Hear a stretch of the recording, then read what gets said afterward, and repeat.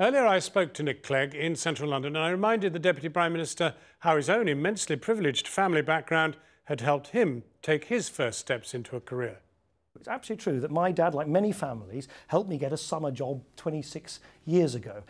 And I think just because that happened certainly doesn't in any way undermine the sincerity of my attempt to make sure that you have more openness, more transparency and more meritocracy in the future. Because something's wrong in the past, I think it's a counsel of despair to suggest, therefore, it's not right to try and fix it for the future. Are you sitting here because of Leon Britton?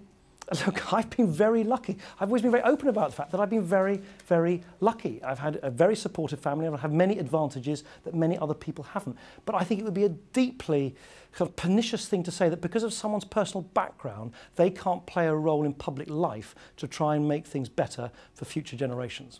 Now, for example, are you really going to bite the bullet and make public schools pay their way, not get the advantages that they have through the charitable status system? My own view is that the charitable status provided to schools which educate about 7% of all school children isn't really where the kind of main But it's a fantastic signal, isn't it? The state encourages people to go to a privileged educational base through the tax system. What we're focusing on is providing the resources through the pupil premium, £2.5 billion by the end of this Parliament, so that the real attention and support and extra catch-up classes, Saturday morning school and so on, can be provided to those children who aren't getting the head start in life. But more than that, we're actually providing, and we will be doing this in the coming months, a new entitlement to all 2-year-olds from all disadvantaged families to get free 15 hours free preschool support, plus the new entitlement of universal entitlement to all 3- and 4-year-olds, so that before a child even starts at school,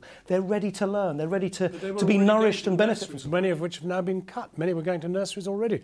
They've been cut, so your 15 hours won't even probably add up to what they got in the nursery. Well, I don't think that's a fair characterisation. We have actually provided more than enough money to make sure that Sure Start centres can be sustained through the early intervention grant. And, of course, this extra money, as I say, for all disadvantaged 2-year-olds and all 3- and 4-year-olds of whatever background allows us to try and start addressing something which is very, very fundamental, and that is this. Why is it that, unlike many other developed economies, we have a society and a system where a poor but bright child is often overtaken in the classroom by the age of 5, 6 or 7 by a less bright but more affluent child, and from that point on the gap widens. And I think one of the lessons that we've learned, for instance in reports written by Frank Field, a Labour MP, so this is not a party thing, is that you've got to really start early in those so-called foundation years. The problem is, if you're going to have people who advance through the system through merit, you're also going to have people who go back down the system through merit. In other words, perhaps not over-endowed but very rich people have to be prepared to go down the ladder. Now, for example, you don't like that because you want to sustain the inheritance tax regime. Well,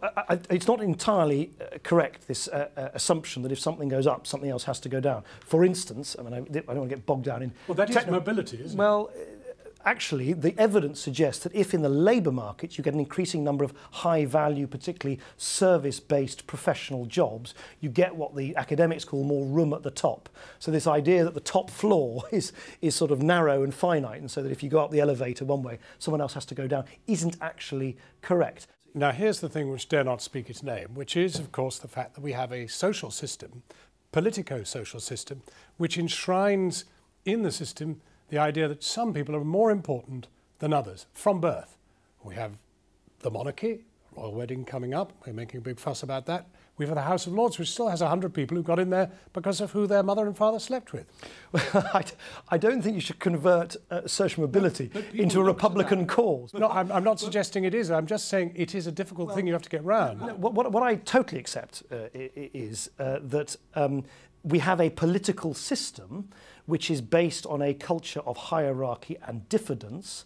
I don't think this has anything to do with the monarchy, by the way, but I think in terms of our political system, our democratic institutions, which is clearly, I think it's past its sell-by date, and that's why within the next month or so, by the end of next month, by the end of next May, I will be publishing on behalf of the government a radical plan to finally reform the House of Lords so that we get a bit of democracy into it and we actually make sure that it's kind of gently cajoled from the 19th century into the 21st century. And I agree with you that all of that helps to create an environment of greater meritocracy. Nick Clegg speaking to me earlier.